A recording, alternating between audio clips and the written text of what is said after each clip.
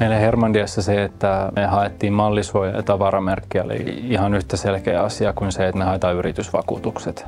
Se on yksi osa meidän DNAta ja sitä kautta me kerrotaan myös sillä, että me uskotaan meidän omaan tuotteeseen. Mallisuojan hakeminen oli helppo prosessi. PRH-sivut on tosi helppo käyttää ja ohjaa eteenpäin siinä prosessissa.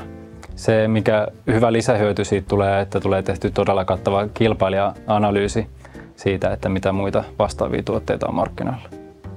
Meille tuotteiden valmistus on myös yksi tapa suojata tuotteet. Et siinä on yksi meidän ihan yrityssalaisuuksia, miten me saadaan kustannustehokkaasti niin monimutkaista tehtyä, mutta kuitenkin käsityönä.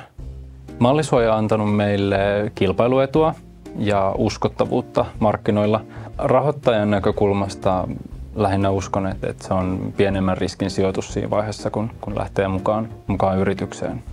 Kyllä me uskotaan tuotteisiin ja ollaan tosi ylpeitä meidän tuotteista ja halutaan, että myös niin kuin meidän aineettomat hyödyt puhuu niiden puolesta.